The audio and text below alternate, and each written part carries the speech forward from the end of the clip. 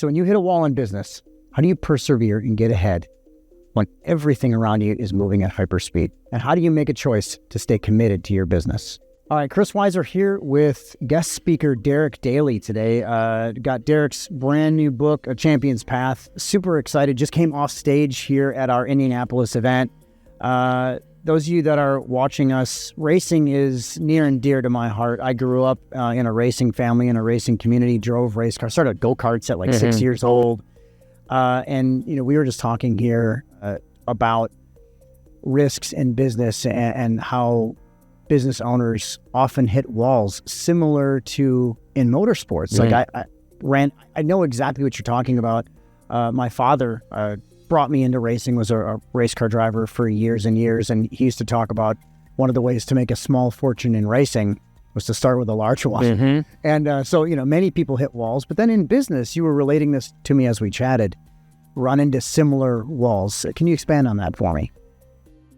I think when I was a professional race car driver, you're so engrossed in yourself and your own performance, you don't realize the lessons that are all around you. When I moved from being in the cockpit to being on television broadcasting behind the camera, I had time to research what is it that makes some teams of people so successful?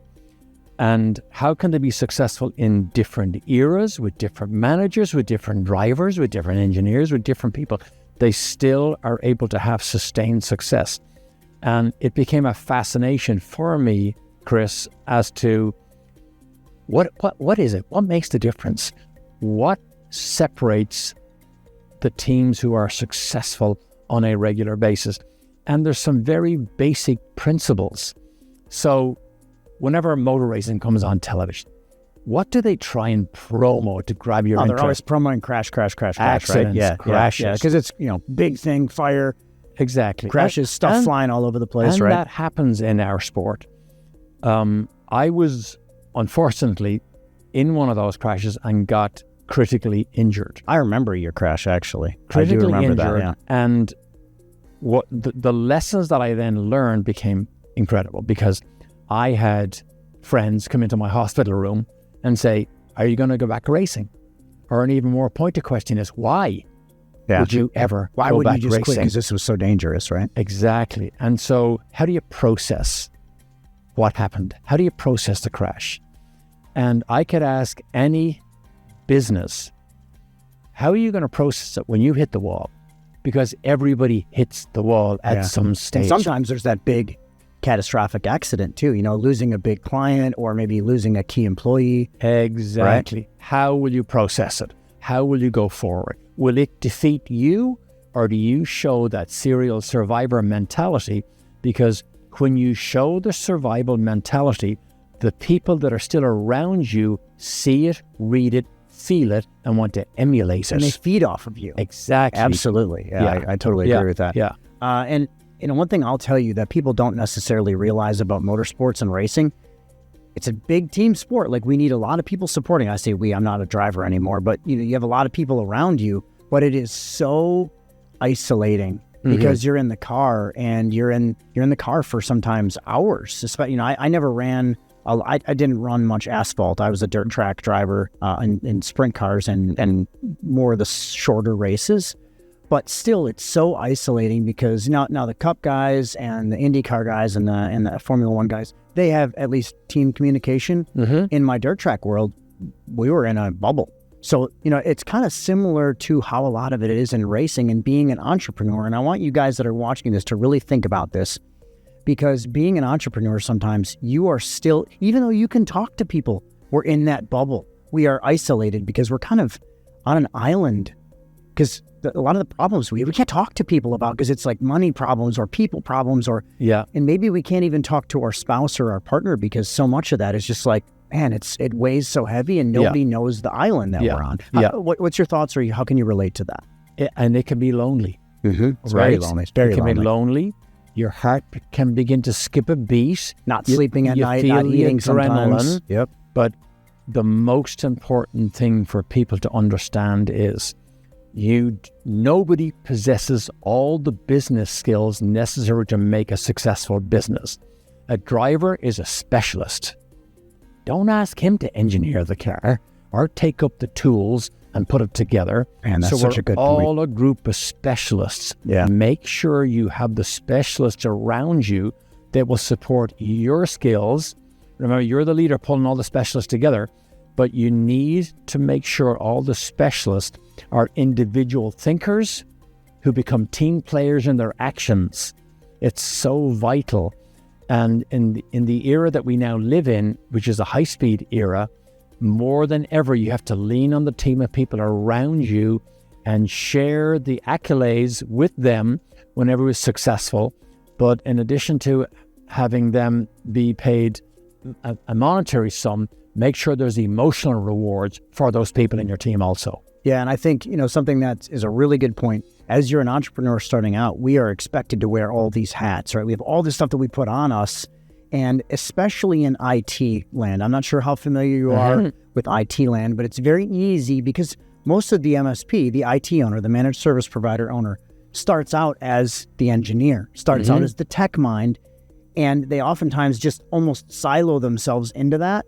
Yeah. And it's really critical. And this is some of the stuff that I actively teach. So please make sure you're watching a lot of our 7-figure MSP Chris Weiser content, because we talk about this all the time, making sure that you hire and surround yourself with the specialists just like you're talking about. Yeah, because I don't care if you're the best in the world at what you do. If nobody knows, so where true. does it go? So you have to have a storyteller out there to tell the story. You have to have a believable story. You have to have specialists then who produce the product that gives people who buy it confidence, because they then become storytellers for you. And it's this great big momentum ball that keeps running.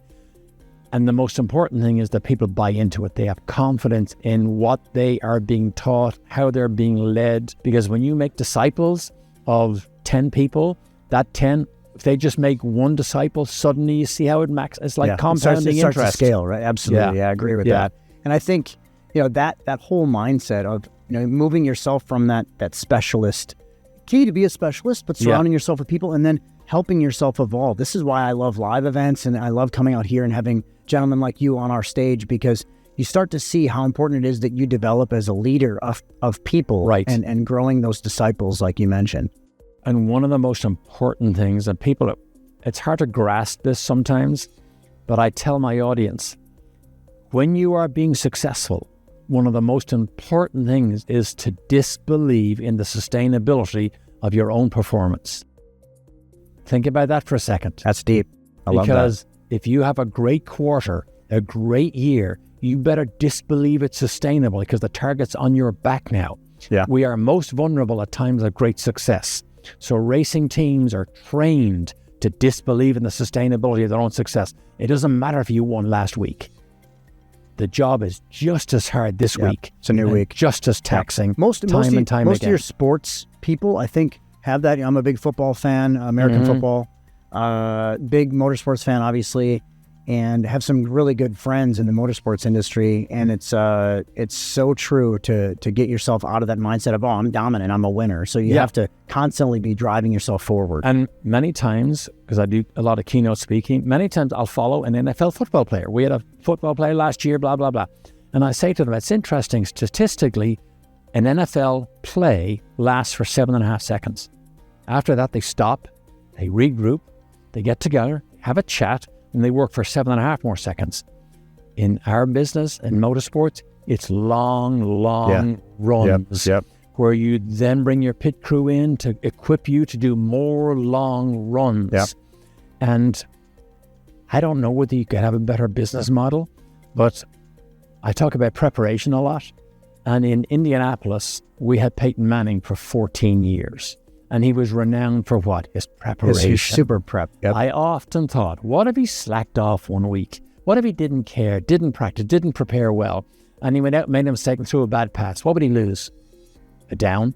Yeah, 7.5 seconds. Or the worst he could lose is a game. Yep. In our business, when you operate right on the edge of what might be possible, and you have bad preparation and make a mistake, it could be catastrophic. And if also, jumping on the back of that Peyton Manning thing, I don't know if you've seen what he's done after football, but he now has the Peyton Manning Monday Night Football deal, also has his Omaha Productions, his podcast, and his whole broadcast network. So his preparation, it's funny because people talk about sports and how it's not related, talk about motorsports and how it's not related. It's all the same common themes that we're seeing here is if you do the work, you prepare, you take your risk, you focus on building disciples and being a good leader, it carries on through business too. And I think the same we've seen with you as well. And when people in business talk about, well, business is faster than it ever was before. Yes, it is.